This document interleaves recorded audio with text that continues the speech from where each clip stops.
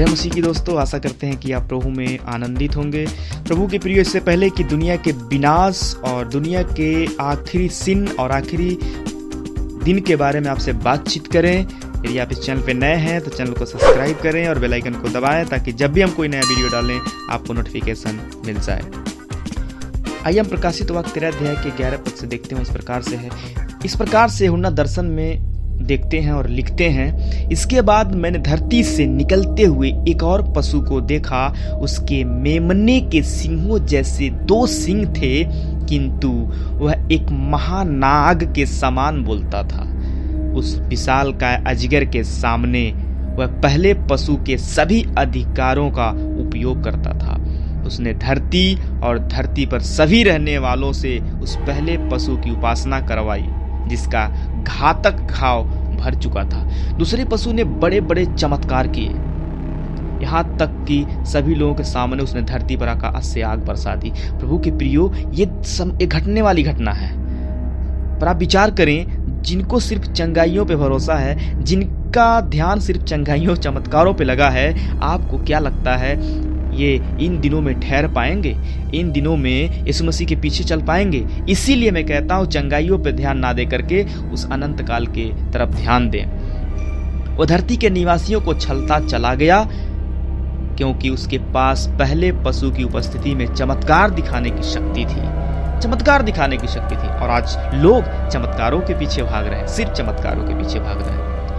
मैं मानता हूं, मेरा विश्वास है यीशु चमत्कार करने वाला है, पर सिर्फ चमत्कार पे ही हम भरोसा ना करें, बल्कि हम उद्धार और अनंत काल पे भी भरोसा करें। दूसरे पशु ने धरती के निवासियों से उस पहले पशु को आदर देने के लिए, जिस पर तलवार का घाव लगा था और जो ठीक हो गया था, उसकी मूर्ति बनाने को कहा। दूसरे पशु को यह शक्ति दी गई थी कि वह पहले पशु की मूर्ति में प्राण प्रतिष्ठा करे, ताकि पहले पशु की वह मूर्ति न केवल बोल सके, बल्कि उन सभी को मार डालने का आदेश भी दे सके जो इस मूर्ति की उपासना नहीं करते। दूसरे पशु ने छोटे बड़ों, धनी और निर्धनों और स्वतंत्र और दासों को, सभी को विवश किया, मजबूर किया कि वह अपने अपने दाहिने हाथों या माथों पर उस पशु के नाम या उसके नामों से संबंधित संख्या की छाप लगवाएं, ताकि उस छाप को धारण किए बिना कोई भी ना कुछ खरीद सकता, ना कुछ बेच सकता, कोई कुछ ना ले सकता। जिसमें बुद्धि हो उस पशु के अंक का हिसाब लगा ले, क्योंकि वह किसी व्यक्ति के नाम से संबंधित है। ये संख्या किसी व्यक्ति से नाम से संबंधित है। उसका अंक 666 है।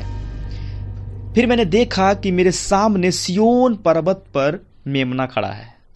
प्रभु के प्रियो, इधर ये तैयार कर दिया कि सब लोग मूर्ति की उपासना करेंगे, सब लोग मूर्ति के सामने सजदा करेंगे। फिर उन्हें इस प्रकार से देखते हैं कि मैंने देखा कि सिय्योन पर्वत पर मेमना खड़ा, उसके साथ ही 1,44,000 वे लोग भी खड़े थे, जिनके माथों पर उसका और उसके पिता का नाम अंकित था। फिर मैंने एक आकाशवाणी सुनी, उसका महानद एक विशाल जल प्राप के समान था, या घनघोर मेघ गर्जन के जैसा था। जो महानद मैंने सुना था वह अनेक बीड़ा वादकों द्वारा एक साथ बजाई गई बीड़ाओं से उत्पन्न संगीत के समान था। वे लोग सिंहासन, चारों प्राणियों तथा प्राचीनों के सामने एक नया गीत गा रहे थे। जिन 1,44,000 लोगों को धरती पर फिरौती देकर बंधन से छुड़ा लिया गया था, उन्हें छोड़ अन्य कोई भी व्यक्ति उस गीत को नहीं सीख सकता था।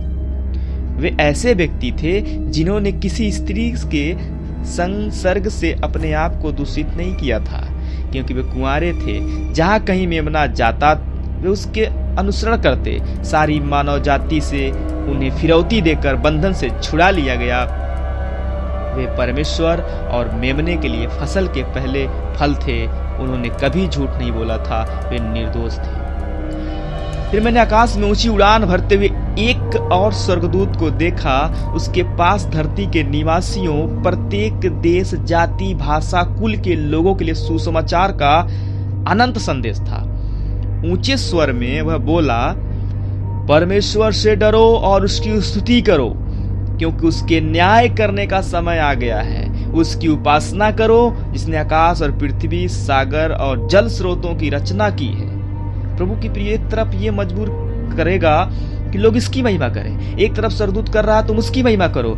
यहाँ पे निर्णय लेने का समय होगा, और जब हम अभी निर्णय लेना नहीं सीखेंगे तो उस समय क्या निर्णय लेंगे। इसलिए प्रभु के प्रियो, अभी आप निर्णय लें किसके पीछे चलना है।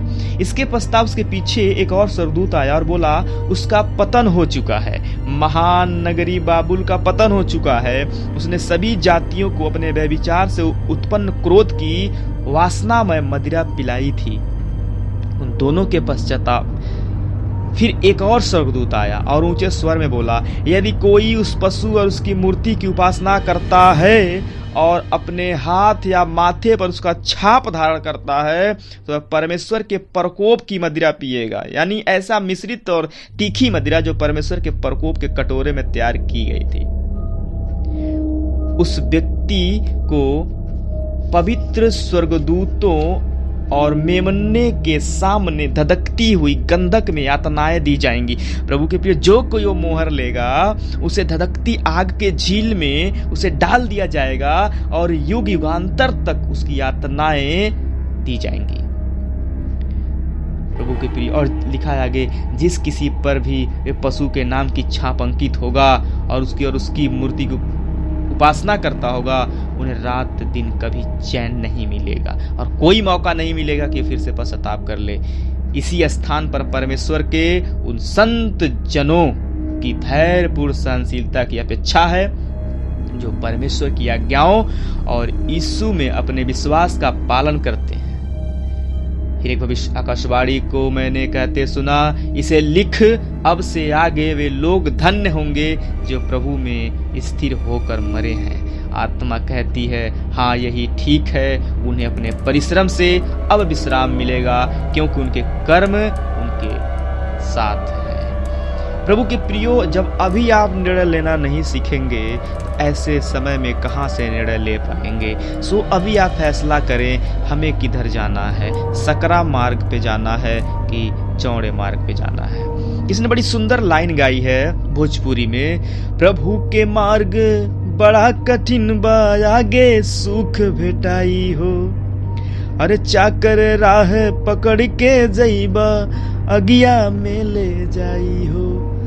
प्रभु के प्रियो, आपको निर्णय लेना है कौन सा मार्ग पकड़ना है। आप सब तैयार हो, आप रंगीन चीजों की तरफ ध्यान ना दें, क्योंकि बहेलिया जाल में वही चीज डालता है जो शिकार, जिससे शिकार फंस जाए। शैतान भी एक बहेलिया है और उस जाल में जो मनुष्य जाति को फंसाने के लिए बिछा रखा है, वो जानता है इन चिड़ियों को क्या पसंद है और वो जाल में वही बिछाता है, जैसे व्यभिचार, लूचपन, अश्लीलता, गंदी चीजें, रंग रंगलियां, उस जाल में वही चारा बिछाता है। और बहुत सारे लोग उस चारा को देखकर खिंचे चले जाते हैं और उस जाल में फंस जाते हैं और अपने आप को छलनी बना लेते हैं। प्रभु के प्रियो, अब निर्णय लेने का समय है। आप निर्णय लें, किसके पीछे चलना है, किसके पीछे चलना है। आप दानियल के जैसे ठानना सीखें, जैसे दानियल ने ठान लिया था कि मैं राजा की भोजन वस्तु को खाकर अपने आप को अशुद्ध नहीं करूंगा। परिणाम क्या होगा इसके बारे में नहीं सोचा, पर वो ठान लिया था, मैं नहीं करूंगा तो नहीं करूंगा।